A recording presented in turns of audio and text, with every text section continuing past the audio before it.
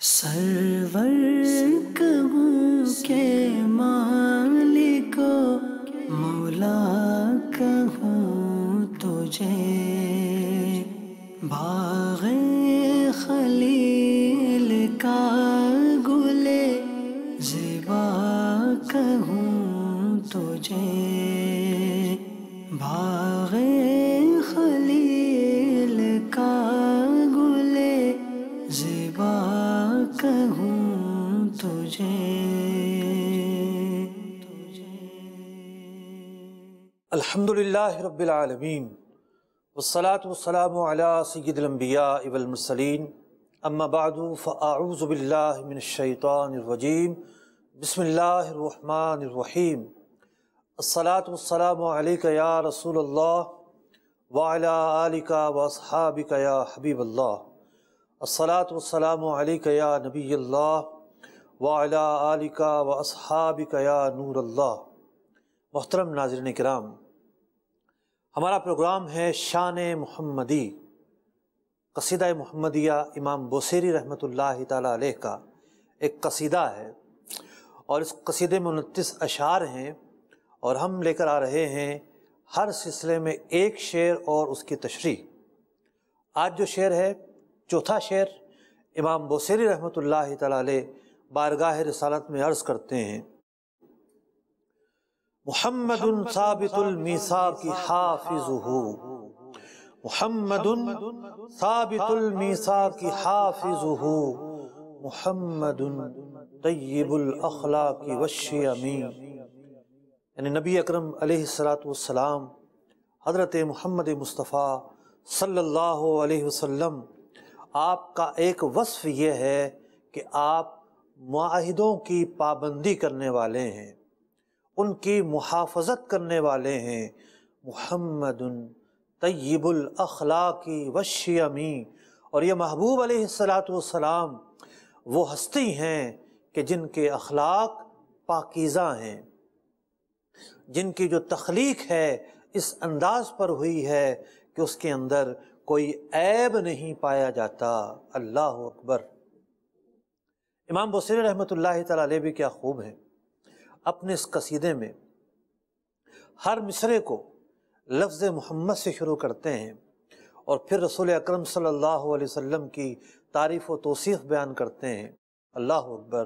اعلیٰ حضرت امام اہل سنت رضی اللہ تعالیٰ عنہ نبی اکرم علیہ السلام کی تعریف و توصیف اور نام نامی، اسم گرامی نام محمد کے تعلق سے اپنے ایک نعتیہ کلام میں کچھ یوں ارشاد فرماتے ہیں: وصف رخ ان کا کیا کرتے ہیں، وصف رخ ان کا کیا کرتے ہیں، شرح و شمس دہا کرتے ہیں۔ حضور علیہ السلام کی تعریف کرنا تو دراصل قرآن پاک کی ان آیات کی تفسیر بیان کرنا ہے کہ جو نبی اکرم علیہ السلام کے اوصاف کو بیان کر رہی ہیں۔ ہم ان کی مدح و ثنا کرتے ہیں جن کو محمود کہا کرتے ہیں۔ یہ وہ ہستی ہیں جو محمود ہیں، جن کی تعریف کی گئی ہے۔ صرف تعریف نہیں کی گئی بلکہ یہ تو محمد ہیں جن کی بار بار تعریف کی گئی ہے۔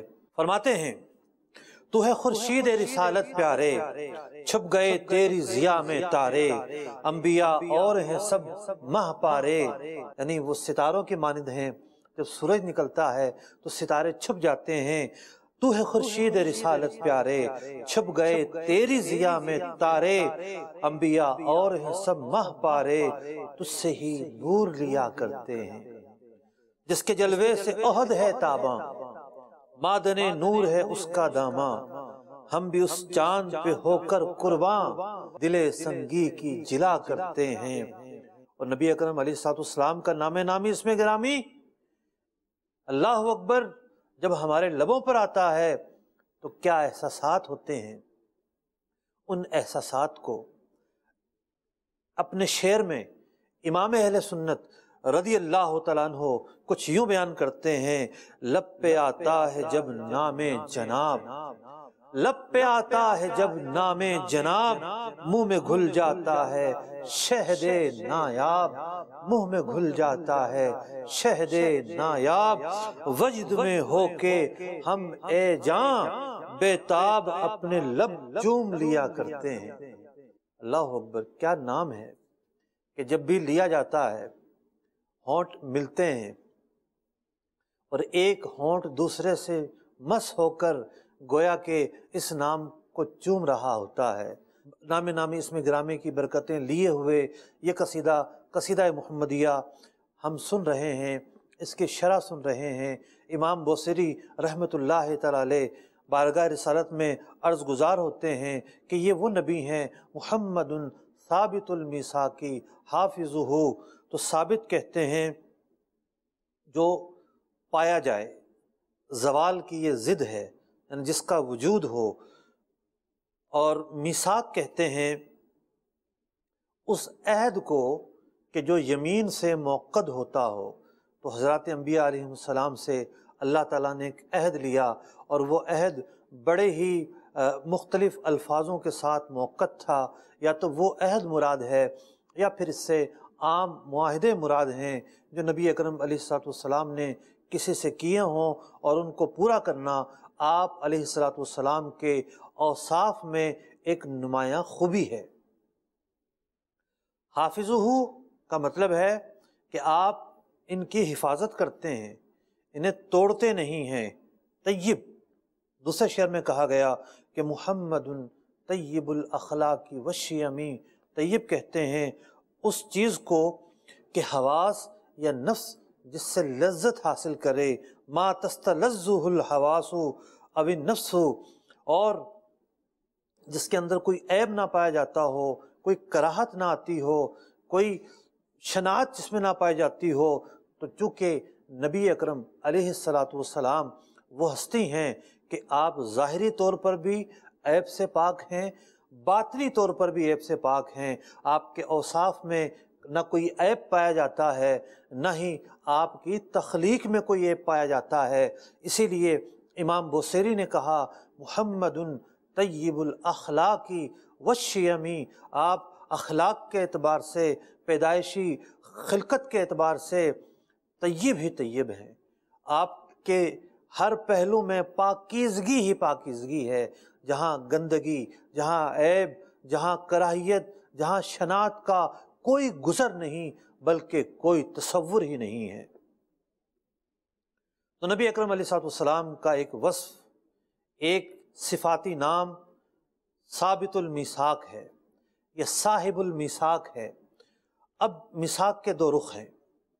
ایک رخ اس اعتبار سے ہے کہ ہر نبی سے اللہ رب العزت نے مختلف میثاق لیے، اور انبیاء علیہ السلام سے ایک میثاق یہ لیا گیا کہ اگر میں اپنے محبوب علیہ السلام کو مبعوث کروں تو تم سب پر لازم ہے کہ تم اس کی نصرت کرو گے، اس پر ایمان لاؤ گے۔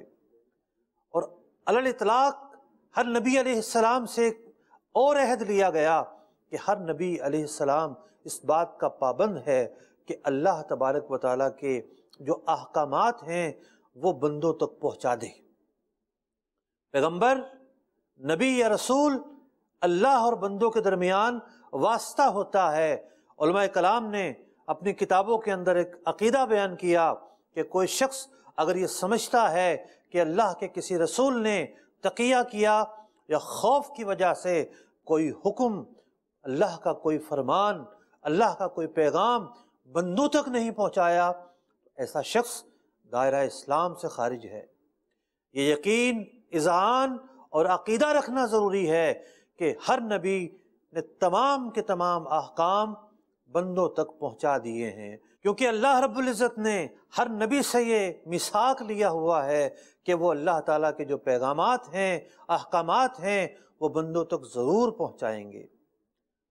اللہ رب العزت قرآن مجید فرقان حمید میں ارشاد فرماتا ہے اللہ اعلم حیث یجعل رسالتہ، اللہ تعالیٰ ہی ہے کہ جسے چاہے وہ نبی بنا کر بھیجتا ہے، رسول بنا کر بھیجتا ہے۔ ذالک فضل اللہ یؤتیہ من یشاء، یہ اللہ کا فضل ہے، یہ ذمہ داری، یہ منصب جسے وہ چاہے عطا کرتا ہے۔ واللہ ذو الفضل العظیم، بلا شبہ اللہ تعالیٰ عظیم فضل والا ہے۔ تو یہ عقیدہ رکھنا ضروری ہے کہ حضرات انبیاء علیہ السلام میں سے کوئی بھی ایسا نہیں گزرا کہ جس نے کسی ڈر کی وجہ سے یا خوف کی وجہ سے کوئی اللہ کا پیغام، اللہ کا حکم بندوں تک نہ پہنچایا ہو۔ اور یہ عقیدہ رکھنا بھی ضروری ہے، احکام تبلیغیہ میں انبیاء سے نسیان محال ہے، ان سے اس معاملے میں نسیان متصور نہیں ہے۔ اللہ رب العزت قرآن مجید فرقان حمید میں ارشاد فرماتا ہے، یا ایھا الرسول بلغ ما انزل الیک من ربک، اے نبی علیہ السلام جو کچھ تم پر اترا وہ تم بندوں تک پہنچا دو۔ وَإِن لَّمْ تَفْعَلْ فَمَا بَلَّغْتَ رِسَالَتَهُ، اور اگر ایسا نہیں ہوا تو پھر اللہ کا پیغام نہ پہنچانا لازم آئے گا۔ وَاللَّهُ يَعْصِمُكَ مِنَ النَّاسِ، اے محبوب علیہ السلام اللہ تبارک و تعالی آپ کو لوگوں کے شر سے محفوظ رکھے گا۔ ان اللہ لا یہدی القوم الکافرین، بلا شبہ اللہ تبارک و تعالی کافروں کو راہ نہیں دیتا۔ تو ایک میثاق اور عہد وہ ہے کہ جو اللہ تعالیٰ نے اپنے انبیاء سے لیا، اور انبیاء علیہ السلام اس کو پورا کرنے کے پابند ہیں۔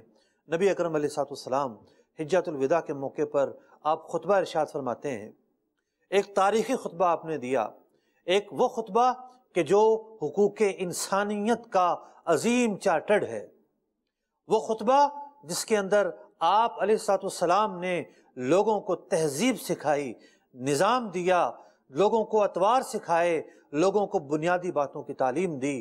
جب یہ خطبہ ارشاد فرما چکے اور نماز پڑھنے سے پہلے، ظہر کی نماز سے پہلے ابھی آپ خطبہ ارشاد فرما رہے ہیں، آخر میں لوگوں سے کہتے ہیں، اے لوگو وَأَنْتُمْ تُسْأَلُونَ أَنِّي فَمَا أَنْتُمْ قَائِلُونَ، آگاہ ہو جاؤ، جو کچھ میں نے تم تک پہنچایا ہے، تم سے بروز قیامت ان سب چیزوں کے بارے میں سوال کیا جائے گا کہ میں نے تم تک یہ باتیں پہنچائیں یا نہیں، تو تم میرے بارے میں کیا کہو گے؟ اللہ اکبر۔ حضرات صحابہ کرام علیہم رضوان کیا جواب ارشاد فرماتے ہیں؟ قالو، صحابہ عرض کرتے ہیں، یا رسول اللہ صلی اللہ علیہ وسلم نشہد انک قد بلغت، یا رسول اللہ صلی اللہ علیہ وسلم ہم گواہی دیں گے آپ نے اپنے پیغام رسالت کو ہم تک پہنچا دیا، وَأَدَّيْتَ، اور یا رسول اللہ آپ نے اپنی امانت کو ادا کر دیا، وَنَصَحْتَ، اور آپ نے ہمیں بلا شبہ جو نصیحتیں کرنا تھیں وہ کی ہیں۔ تو صحابہ کرام علیہم رضوان نے یہ تین باتیں عرض کیں کہ ہم اللہ کی بارگاہ میں گواہی دیں گے، انک قد بلغت وَأَدَّيْتَ وَنَصَحْتَ۔ نبی اکرم علیہ السلام نے ارشاد فرمایا، اپنی انگلی کا اشارہ کرتے ہیں، فقال بِإِصْبَعِهِ السَّبَابَةِ يَرْفَعُهَا إِلَى السَّمَاءِ، اپنی انگلی آسمان کی طرف اٹھاتے ہیں اور پھر یہ انگلی صحابہ کی طرف کرتے ہیں یا زمین کی طرف کرتے ہیں، اور تین مرتبہ آپ نے یہ ارشاد فرمایا یا تین مرتبہ اللہ کی بارگاہ میں یہ عرض کیا، اللہم اشہد، اللہم اشہد، اللہم اشہد، اے اللہ ان حضرات کی اس بات پر تو گواہ ہو جا، اے اللہ تو گواہ ہو جا، اے اللہ تو گواہ ہو جا۔ محترم ناظرین کرام، نبی اکرم علیہ السلام کے ہم پر بہت سارے حقوق ہیں، یعنی ہماری ذمہ داری ہے کہ ہم ان حقوق کو پورا کریں۔ ان حقوق میں سے ایک حق جو ہم پر لازم ہے کہ ہم رسول اکرم صلی اللہ علیہ وسلم کا شکریہ ادا کریں۔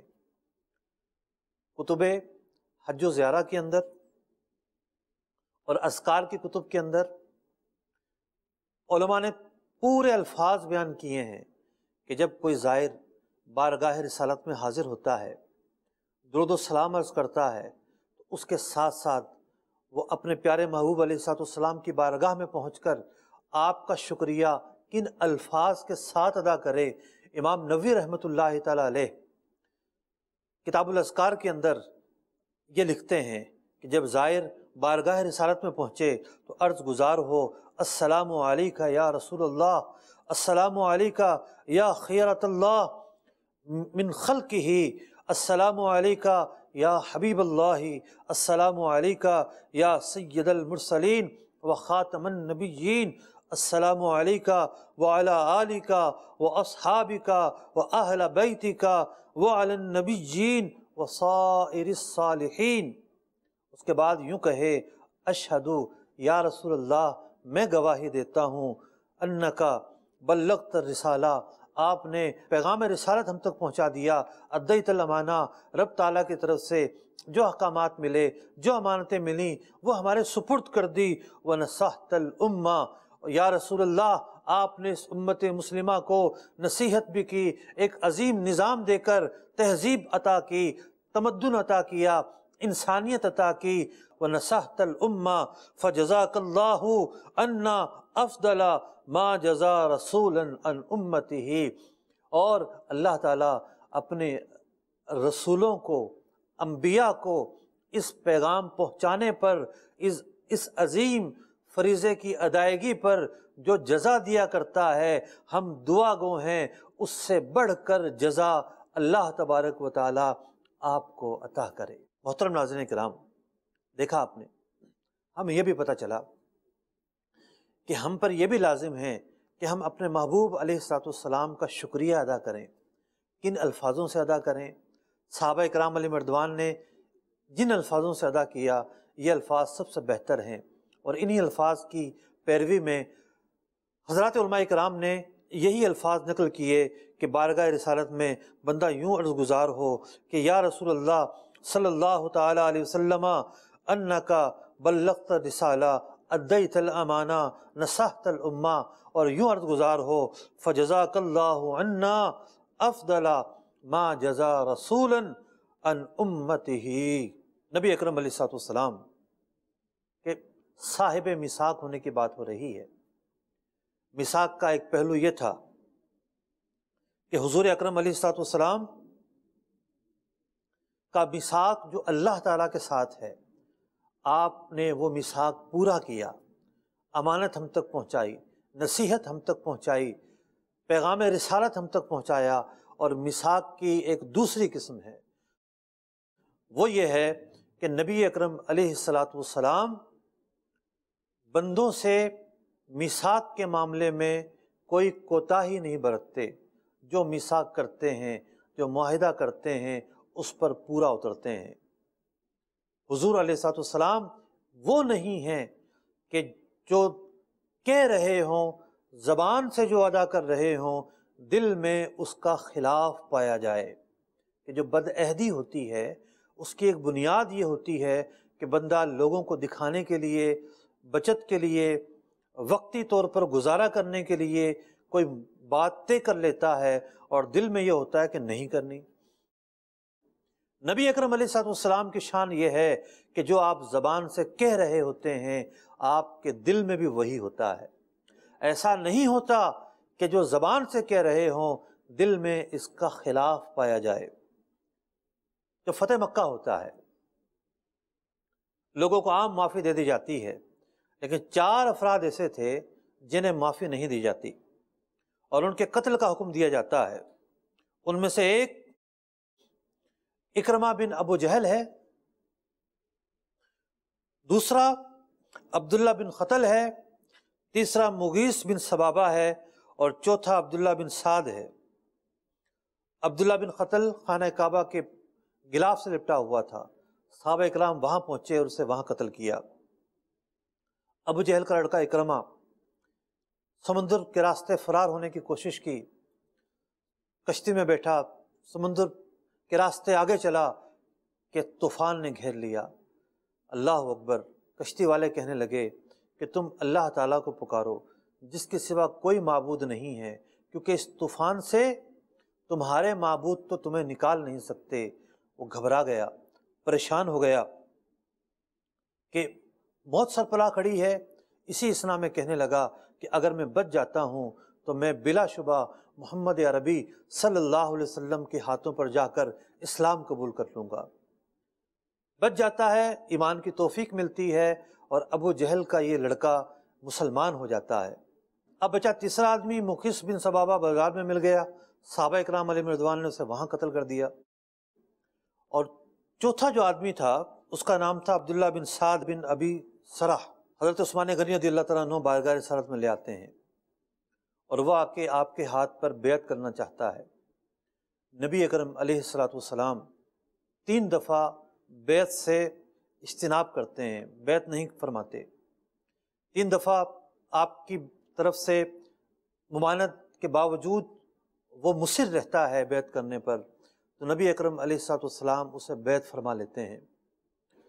اس کے جانے کے بعد نبی اکرم علیہ الصلوۃ والسلام نے حضرات صحابہ اکرام علیہم رضوان سے ارشاد فرمایا کہ تم میں سے کوئی شخص نہیں تھا، مفہوم عرض کر رہا ہوں، کہ جو کھڑا ہوتا اور اس کی گردن تن سے جدا کر دیتا۔ صحابہ اکرام علیہم رضوان عرض گزار ہوتے ہیں، یا رسول اللہ صلی اللہ علیہ وسلم، جو کچھ آپ کے دل میں تھا، آپ کے قلب اطہر میں تھا، ہم اس سے ناواقف تھے، آپ آنکھ کا اشارہ ہمیں کر دیتے۔ اللہ اکبر۔ نبی اکرم علیہ الصلوۃ والسلام ارشاد فرماتے ہیں، لا ينبغی لنبی، اللہ کے کسی نبی کو یہ لائق نہیں ہے، کسی نبی کی یہ شان نہیں ہے، ان تکون لہ خائنۃ الاعین، کہ اس کی آنکھ کے اندر خیانت پائی جائے، یعنی جو میرے ظاہر میں ہو میرے باطن میں کچھ اور پایا جائے، یہ نہیں ہو سکتا، کسی نبی کی یہ شان نہیں ہے۔ تو عہد کی جو خلاف ورزی ہوتی ہے، عہد جو توڑا جاتا ہے، اس کے اندر ایک بنیادی چیز ہوتی ہے کہ جو زبان سے کہا جا رہا ہے دل کے اندر اس کا خلاف ہوتا ہے۔ تو نبی اکرم علیہ الصلوۃ والسلام اس وصف سے پاک ہیں، اس خرابی سے پاک ہیں، اس عیب سے پاک ہیں، آپ صاحب میثاق ہیں، ایفاء عہد کے پیکر ہیں۔ ابو داؤد شریف کی حدیث ہے، اعلان نبوت سے پہلے آپ علیہ الصلوۃ والسلام نے ایک شخص سے ایک معاملہ کیا۔ اس نے کہا کہ آپ اسی جگہ تشریف رکھیے گا، میں آ کر حساب دیتا ہوں، اور وہ چلا گیا اور جا کر بھول گیا۔ لیکن نبی اکرم علیہ الصلوۃ والسلام، روایت میں یہ ہے کہ 3 دن تک اس کا وہیں انتظار کرتے رہے۔ اب یہاں حدیث میں مطلق بیان کیا گیا، ایک پہلو یہ ہے کہ آپ بار بار وہاں جاتے ہوں، ایک پہلو یہ ہے کہ آپ وہیں تشریف فرما ہوں۔ اللہ تعالیٰ بہتر جانتا ہے کہ کیا ہوا ہوگا۔ 3 دن کے بعد جب اسے یاد آیا تو وہ وہاں پہنچا، دیکھا تو حضور علیہ الصلوۃ والسلام اس کے انتظار میں کھڑے ہیں۔ یہ آپ کے ایفاء عہد کی ایک مثال ہے۔ آپ صلی اللہ علیہ وسلم نے حدیبیہ کا معاہدہ کیا، اور اس معاہدے کی روح سے اہل مکہ سے اگر کوئی آ جائے تو اسے واپس کرنا تھا۔ حضرت ابو جندل رضی اللہ تعالیٰ عنہ بیڑیوں میں جگڑے ہوئے حاضر ہوتے ہیں، ان کے گھر والوں نے اسلام لانے کی پاداش میں انہیں قید کر دیا تھا۔ مسلمان ان کی حالت دیکھ کر مطلب کہ ان کی طبیعت بگڑ جاتی ہے کہ اتنا ظلم ان پر ہو رہا ہے۔ تمام کے تمام لوگ یہ کہتے ہیں کہ انہیں یہاں روک لیا جائے۔ نبی اکرم علیہ الصلوۃ والسلام ارشاد فرماتے ہیں کہ نہیں، ہمارا معاہدہ ہوا ہے اور اس معاہدے کی روح سے انہیں واپس کرنا ہوگا۔ نبی اکرم علیہ الصلوۃ والسلام انہیں واپس کرتے ہیں۔ حضرت ابو رافع، ابو داؤد شریف کی حدیث ہے یہ بھی، ایک موقع پر قریش کے قاصد اور سفیر بن کر آئے، ابھی اسلام قبول نہیں کیا تھا، ان کی طرف سے نمائندہ بن کر آئے، آ کر دیکھا نبی اکرم علیہ الصلوۃ والسلام کے جلووں کو دیکھا، آپ کی رعنائیوں کو دیکھا، آپ کی اداؤں کو دیکھا، آپ کے حسن اخلاق کو دیکھا، آپ کے حسن سلوک کو دیکھا، مسلمان ہو گئے۔ عرض گزار ہوئے، یا رسول اللہ صلی اللہ علیہ وسلم، اب میں اس بارگاہ سے جانا نہیں چاہتا۔ آپ فرماتے ہیں کہ میں اس بات کا پابند ہوں، یہ معاہدہ ہے کہ سفیر کو روکا نہیں جاتا، تم سفیر بن کر آئے ہو، تمہیں فی الحال واپس جانا ہوگا، پھر کسی اور موقع پر آئیے گا۔ اسی طریقے سے نبی اکرم علیہ الصلوۃ والسلام نے اقوام کے معاہدوں کی پابندی کی تعلیم دی۔ ایک موقع پر آپ نے فرمایا، من کان بینہ و بین قوم عہد، کسی قوم کے ساتھ عہد کرو، اس عہد کو نہ توڑو، اس عہد کو ختم نہ کرو جب تک کہ مدت نہ آ جائے۔ اور ایک روایت میں آپ صلی اللہ علیہ وسلم نے ارشاد فرمایا، اگر کسی ذمی کو بھی، کافر کو بھی امن دو، اس سے امن بھی ایک معاہدہ ہوتا ہے، امان دو، تو اسے قتل پھر نہیں کیا جا سکتا۔ من قتل معاہدن فی غیر کنہ حرم اللہ علیہ الجنہ، کہ اگر کسی نے کسی ذمی کو بھی امان دینے کے بعد قتل کیا، اللہ تعالیٰ ایسے شخص پر جنت جو ہے وہ حرام فرما دیتا ہے۔ تو یہ معاہدے کی مثال تھی۔ ایفائے عہد کی بہت مثالیں ہیں، بہت مثالیں ہیں، کیا شخصی معاملات ہوں، کیا اقوام کے ساتھ معاملات ہوں، کیا لین دین کے معاملات ہوں، نبی اکرم علیہ الصلوۃ والسلام ہر اعتبار سے، ہر زاویے سے ایفائے عہد کرنے والے ہیں، صاحب المیثاق ہیں۔ اسی لیے تو امام بوصیری رحمۃ اللہ تعالی علیہ فرماتے ہیں محمد ثابت المیثاق حافظہ، کہ نبی اکرم علیہ الصلوۃ والسلام وہ ہستی ہیں جو معاہدوں کی پابندی کرنے والی ہے، ان کی حفاظت کرنے والی ہے۔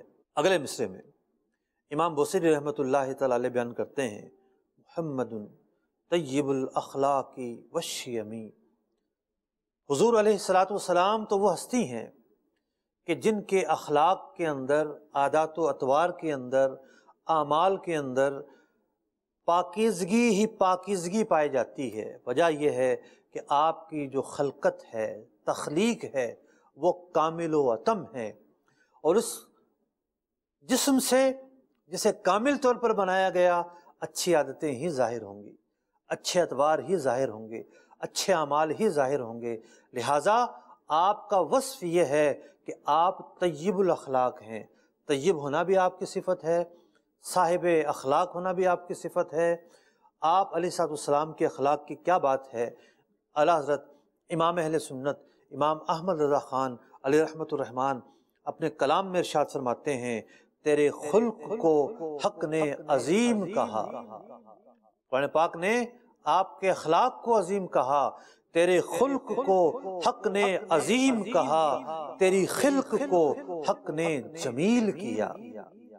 آپ کی جو بناوٹ ہے، آپ کی جو تخلیق ہے، آپ کا جو خمیر ہے، آپ کا جو جسم ہے، اللہ تعالیٰ نے اسے حسن بخشا ہے، اسے جمال بخشا ہے، اسے کمال بخشا ہے۔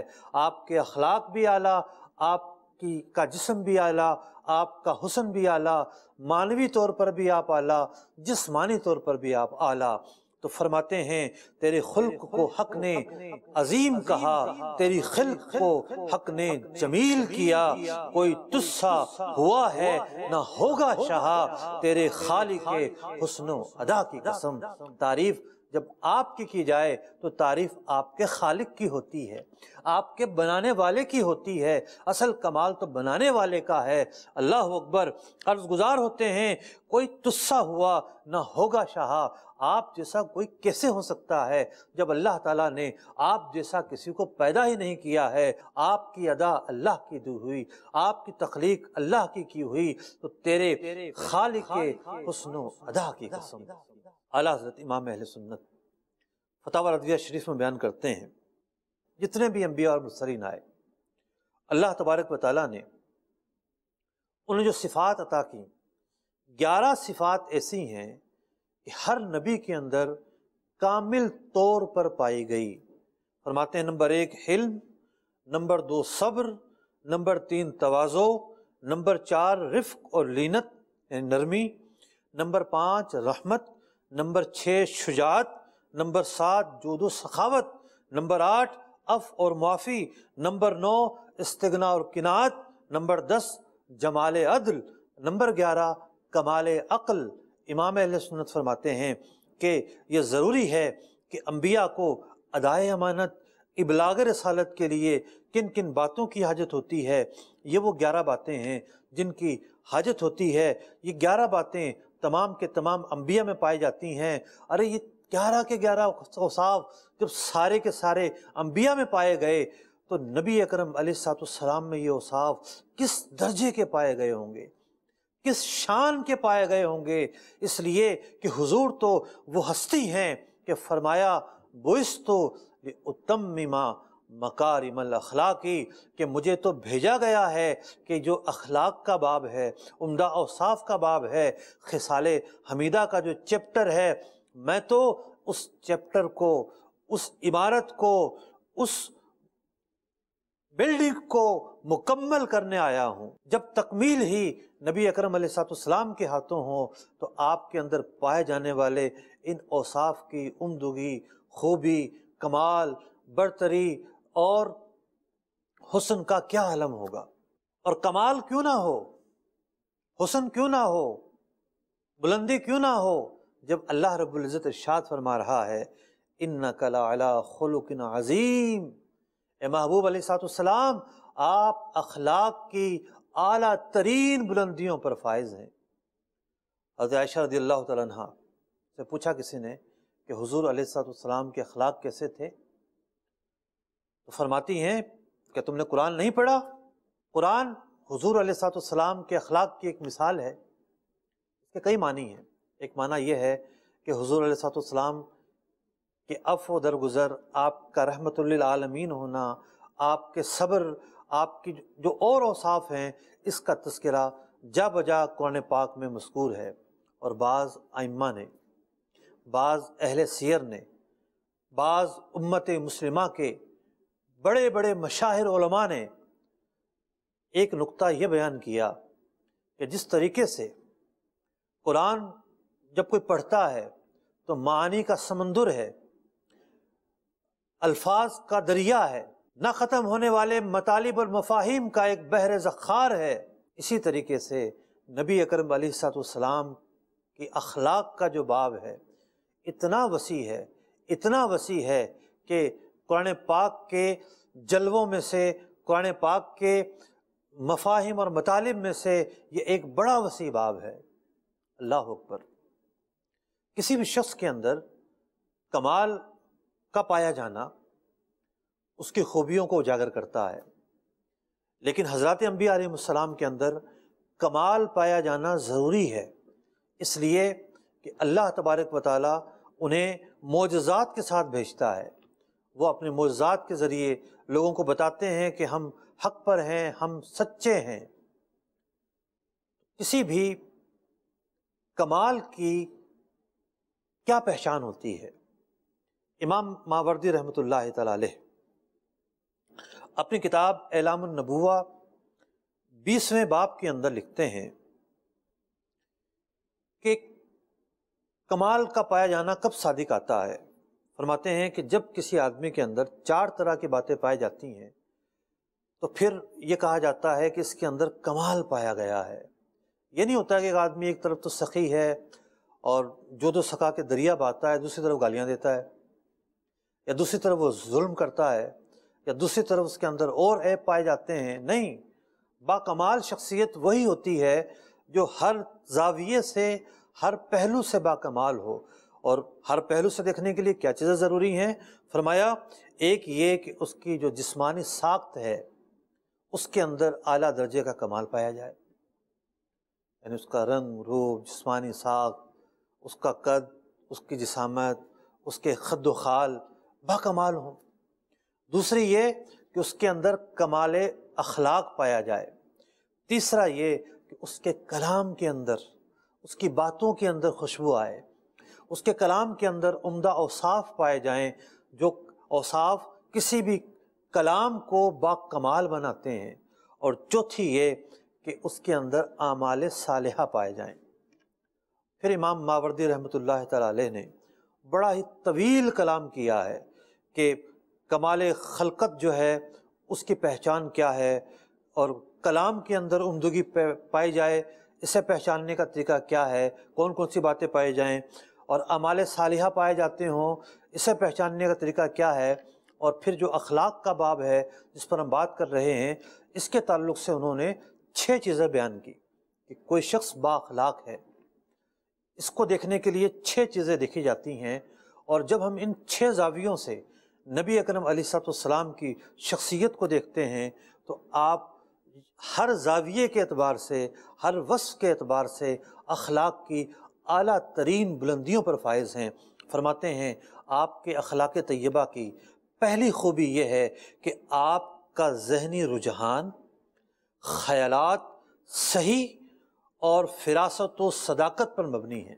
آپ علیہ السلام اصابت رائے رکھتے ہیں، حسن تدبیر، حسن تالیف رکھتے ہیں، جو آپ کے فہم پر، آپ کے کمال عقل پر دلالت کرتا ہے۔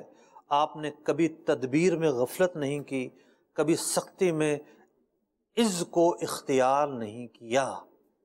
دوسری خوبی آپ کے اخلاق میں یہ ہے کہ دشوار امور اور نامساعد حالات کے اندر ثابت قدم رہنا آپ کی شان ہے، اور یہی مطلوب کمال ہے۔ جنگوں اور تکالیف شدیدہ کے موقع پر صبر و سکون کا پایا جانا انتہائی حیرت کن ہوتا ہے۔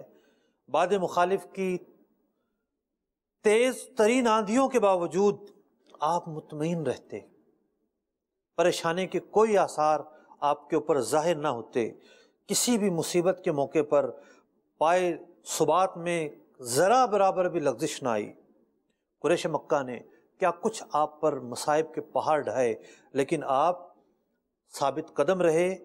اور نبی اکرم علیہ السلام نے ایک موقع پر فرمایا کہ اللہ تبارک و تعالیٰ کا ہر رسول اسے تکلیف دی گئی، مفہوم عرض کر رہا ہوں، اسے ایذا دی گئی، اور دین کی راہ میں سب سے زیادہ ستایا گیا ہوں۔ اس سب تکلیفوں کے باوجود آپ ثابت قدم رہے۔ تو ثابت قدم رہنا، برداشت کرنا، یہ عمدہ اوصاف کی ایک نشانی ہے۔ ہم دیکھتے ہیں بہت سارے لوگ ویسے تو بڑے اچھے ہوتے ہیں، لیکن جب پریشانی آتی ہے تو پھر وہ اس پریشانی کو برداشت نہیں کر پاتے، اور ان کا جو ذہن ہے وہ ابتری کا شکار ہو جاتا ہے۔ نبی اکرم علیہ السلام اس عیب سے پاک ہیں۔ تیسری خوبی یہ بیان کی کہ نبی اکرم علیہ السلام کے اخلاق کی تیسری خوبی یہ ہے کہ آپ کے اندر زہد یعنی دنیا سے اعراض برتنا پایا جاتا ہے۔ آپ نے معمولی سی چیزوں پر قناعت کی، عیش و عشرت کو کبھی ترجیح نہ دی، اور نہ دنیا کی رنگینیوں سے دور رہنے پر کبھی افسوس ہونا بیان کیا، اور یہ افسوس آپ کے کبھی خیال اور خاطر سے ہو کر بھی نہ گزرا۔ نبی اکرم علیہ السلام سادگی کے ساتھ زندگی گزاری۔ حضرت عائشہ رضی اللہ تعالیٰ عنہ نبی اکرم علیہ السلام کے وصال ظاہری کے بعد ایک کمبل لوگوں کو دکھاتی ہیں، ایک موٹا سا کمبل اور ایک موٹی سی چادر، کہ نبی اکرم علیہ السلام نے ان کپڑوں میں وصال کیا۔ آپ نے جب وصال ظاہری فرمایا، عراق تک سلطنت پھیل چکی تھی، یمن جو ہے وہاں تک سلطنت پھیل چکی تھی، اور عمان کے جو سمندر تھے وہاں تک سلطنت پھیل چکی تھی، لیکن اس کے باوجود نہ آپ نے مال و متاع چھوڑا، نہ درہم و دینار چھوڑے، نہ کوئی بڑا قرضہ اپنے پیچھے چھوڑا، نہ کوئی نہریں بنوائیں اپنے لیے، نہ عالیشان مکان اور محلات تعمیر کروائے، بلکہ سادگی کے ساتھ رہے۔ اہل خانہ کے لیے کوئی بھی ترکہ نہیں چھوڑا، اس لیے کہ انبیاء کی وراثت جاری نہیں ہوتی۔ اتنی سادگی، اتنی قناعت، بہت ساری اور مثالیں ہیں۔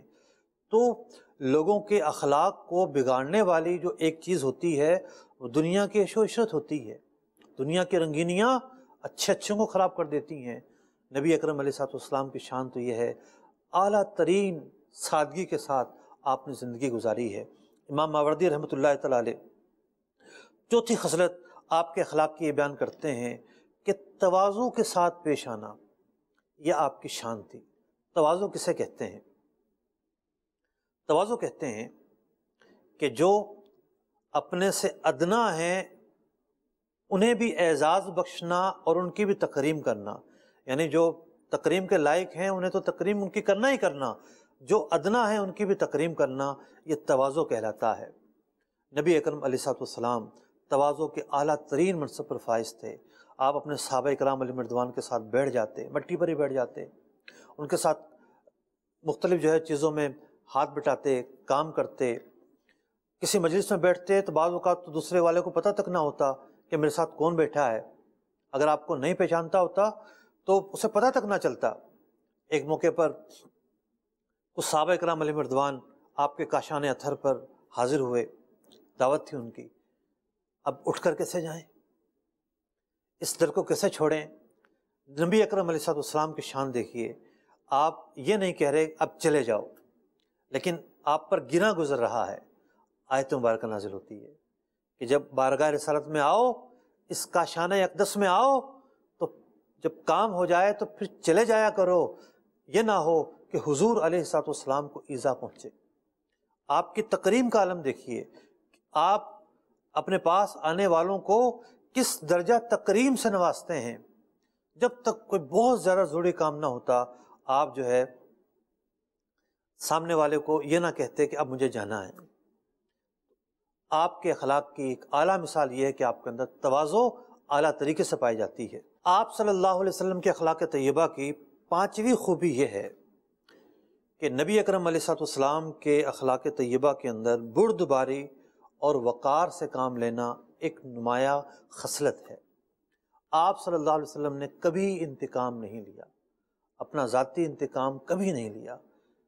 فتح مکہ ہوتا ہے، لوگ سوچ رہے ہیں کہ نہ جانے ہمارے ساتھ کیا معاملہ ہوگا. آپ ان سے پوچھتے ہیں کیا سلوک کیا جائے.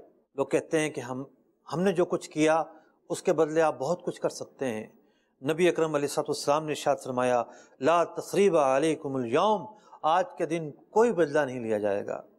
یغفر اللہ لکم وہو ارحم الراحمین، خدائے ارحم الراحمین تمہاری مغفرت کرے. اللہ تعالیٰ کی بارگاہ میں عرض گزار ہوتے ہیں اے اللہ، اس سے پہلے تو نے قریش پر عذاب بھیجا تھا، اب انہیں اپنے انعامات سے مالا مال فرما دے. یہ وہ محبوب ہیں جو انتقام لینے کے بجائے دعاؤں سے نواز رہے ہیں. اللہ اکبر. وہ عورت بھی آتی ہے جس نے آپ کے امّ محترم، آپ کے چچا جان حضرت امیر حمزہ رضی اللہ تعالیٰ عنہ کا کلیجہ چبایا تھا، آپ اسے بھی معافی عطا فرما دیتے ہیں. اور چھٹی خصلت امام ماوردی رحمۃ اللہ تعالیٰ نے یہ بیان کی کہ ایفائے عہد کا پایا جانا نبی اکرم علیہ السلام کے اوصاف کی ایک عمدہ نشانی ہے. آپ نے کبھی بھی ایفائے عہد کی خلاف ورزی نہیں کی. اس کے تعلق سے ہم اس پروگرام کے شروع میں بھی سن چکے ہیں.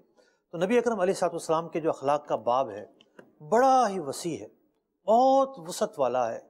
ایک اگر ہم وصف کو لیں، اگر آپ کے صبر کے واقعات کو دیکھیں، آپ کی نرمی کے واقعات کو دیکھیں، آپ کے رحمت للعالمین ہونے کے واقعات کو دیکھیں، تو کیا انسانوں کے ساتھ رحمت کا برتاؤ، کیا جانوروں کے ساتھ رحمت کا برتاؤ، کیا چرند و پرند کے ساتھ رحمت کا برتاؤ.